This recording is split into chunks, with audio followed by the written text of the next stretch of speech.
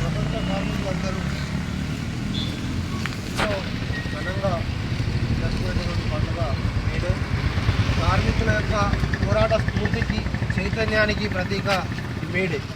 అటువంటి మేడే సందర్భంగా దుగ్గొండి మండలంలో ప్రతి సంవత్సరం జరుపుకునే విధంగానే పెద్ద ఎత్తున మన ఆటో కార్మిక సోదరులందరూ కూడా ఈరోజు మేడే కార్యక్రమాన్ని నిర్వహించడం గొప్పగా భావిస్తూ వారికి అందరికీ కూడా స్వాగతం తెలియజేస్తున్నా. ఈ కార్యక్రమాన్ని ముందుండి నడిపిస్తున్నటువంటి ఈ యొక్క అధ్యక్షుల వారికి, అదేవిధంగా గౌరవ అధ్యక్షుల వారికి, ఈ కార్యక్రమానికి విచ్చేసినటువంటి పెద్దలందరికీ కూడా పేరు పేరున ధన్యవాదాలు తెలియజేస్తూ, మరి మనందరం కూడా ప్రతి సంవత్సరం మేడే సందర్భంగా నిర్మాణం చేసుకుంటున్నాం.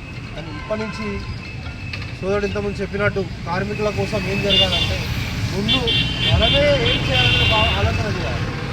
ఏ నాయకుడు వచ్చినా కూడా ఏం చేస్తామన్నా ఆలోచన అనేది వాళ్ళు ఏదైనా చెప్తారు, కానీ మనకి ఏదైతే బాగుంటుందనే కార్యాచరణ మనం వరకు తీసుకుంటే మనం, ఎందుకంటే రాష్ట్రం మొత్తం మనం లీడ్ చేయలేదు. తప్పకుండా దుగ్గొండికి సంబంధించినటువంటి కార్మిక సోదరులందరికీ కూడా మనం స్పెషల్గా ఏదైతే చేయగలుగుతామని ఆలోచన చేస్తే దానికి అనుగుణంగా నాయకుల కోసం కావచ్చు, అధికారులతో కావచ్చు, మనకు సంబంధించినటువంటి సమస్యలైనా, మనకు సంబంధించినటువంటి ఏ విషయాలైనా కూడా ఆలోచించడం తప్పకుండా అందరికీ తెలిసిన విషయమే. కరోనా సమయం దగ్గర నుంచి ఇప్పటి వరకు ఆటో కార్మిక సోదరులందరూ కూడా చాలా ఇబ్బందులు వస్తాయి. వాళ్ళ కుటుంబాలు రోడ్లపైకి వచ్చినటువంటి సమయాన్ని మనం చూసాం. ఏ రోజు చూసినా కూడా నిత్యం కరోనా వచ్చినప్పుడు ఒక 3-4 నెలలు మొత్తానికి ఆటోలు బంద్ చేసుకుని ఉంటాం. ఏ రంగంలో అయినా కూడా ఇబ్బంది అయినా వాళ్ళు బయటకు వచ్చింది, కానీ ఆటో కార్మికులు బయటకు వచ్చే పరిస్థితి, వాళ్ళ మీద ఫైనాన్స్ భారం పడుతుంది. వాటికి సంబంధించినటువంటి ఎటువంటి ఆర్థిక లావాదేవీలన్నీ ఆగిపోయిన పరిస్థితులు ఉంటాయి. రైతుల గ్రామాల్లోనే రైతుల ఎకరమో అరెకరమో భూమిని దాన్ని చేసుకుంటూ తినడానికి కూడా మనకు ఇబ్బంది అయిన పరిస్థితి కరోనా సమయంలో వచ్చింది. ఇది మనం చాలాసార్లు చర్చించుకున్నాం. దాని తర్వాత సాఫీగా సాగుతుంది. 1 సంవత్సరం 2 సంవత్సరాల తర్వాత సాఫీగా సాగుతున్న సందర్భంలో మళ్ళీ మనకు మహిళలకు బస్ ఫ్రీ అనే పథకం ద్వారా మళ్ళీ మనకు ఆ ఇబ్బంది ఏర్పడింది. తప్పకుండా ఈ అడ్డాలో ఒక 50 ఆటోలు ఉంటే దాని నుంచి 20-25 ఆటోలు ఇంట్లోనే పెట్టుకొని షిఫ్ట్ వైజ్ నడుపుతున్నట్టు రోజు ఒక 25 ఆటోలు పరిస్థితి మనకు వచ్చింది. దీన్ని మనం అధిగమించే విధంగా మనం తప్పకుండా కృషి చేయాలి. దీనికి ఒక కార్యాచరణ తీసుకొని మనం ముందుకు పోవాలని మనందరికీ కూడా తెలియజేస్తున్నాం. మనందరం కూడా ఒకసారి రౌండ్ టేబుల్ సమావేశం యొక్క మనకు అన్ని అడ్డాలు లేవు. ఇబ్బంది మనం అవడం గిన్నె అడ్డ ఒకటే కాదు, మనకు అన్ని అడ్డాలు ఉన్నాయి. అన్ని అడ్డాలు కూడా మనకు సంబంధించిన టీఏడీలో అనుబంధంగా ఉన్నాయి.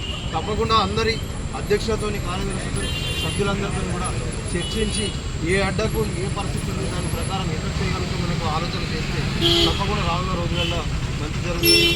కాబట్టి మనం కూడా స్పెషల్గా నేను చెప్పేది ఏంటంటే కార్మిక సోదరులు మనం ఏదైతే న్యాయం దానికి ఏ విధంగా చేయగలుగుతాం అనేది నాయకత్వం ఆలోచిస్తాం. అందరికీ అండగా ఉండే విధంగా కృషి చేస్తాం. తప్పకుండా రానున్న రోజుల్లో ఆటో కార్మికుల సోదరుల అందరి భవిష్యత్తుకి కార్యాచరణ తీసుకుంటాం.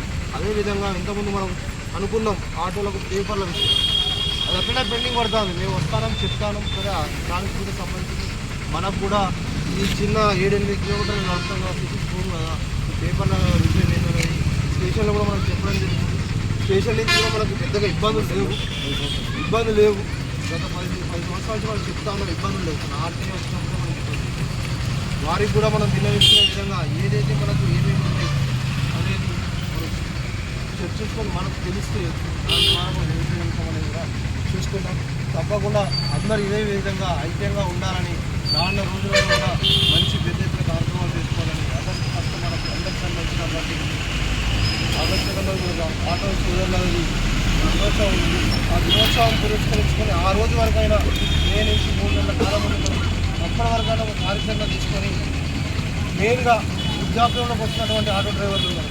సరే, యంగ్గా ఉన్న వాళ్ళకు కొద్దిగా ప్రాబ్లం లేకపోయినా వృద్ధాప్యం వచ్చింది. గత 30-40 ఏళ్ళకి వెళ్ళి ఆటోలో దొరుకుతున్న సీనియర్ డ్రైవర్లు ఉన్నారు. వారికి కూడా వేరే వాళ్ళకి పెన్షన్ విధానం ఉండేది మనకు లేదు. కార్మికులలో వాళ్ళొక సెపరేట్, మనం అసంఘటిత కార్మికులకు సంఘటిత కార్మికులకు రాము. కాబట్టి మనకు కూడా ఇన్సూరెన్స్ ఉండే విధంగా, మనకు కూడా పెన్షన్ ఉండే విధంగా దానికి ఒక స్పెషల్ కార్యాచరణ తీసుకొని ప్రభుత్వంతోనైనా అధికారులతోనైనా చర్చించి తప్పకుండా మనకు కావాల్సినటువంటి మన రాష్ట్ర నాయకత్వంతో కూడా చర్చించి ఆ యొక్క కార్యాచరణ తీసుకున్నాం. మీ అందరికీ సహకరించి ప్రతి సంవత్సరం కూడా ఇంత పెద్ద ఎత్తున కార్యక్రమం నిర్వహిస్తున్నటువంటి మన కుప్పొండి మండలానికి సంబంధించినటువంటి అందరి డ్రైవర్లకు దాని యొక్క నాయకులకు ప్రత్యేకించి ధన్యవాదాలు తెలియజేస్తూ జై తెలంగాణ.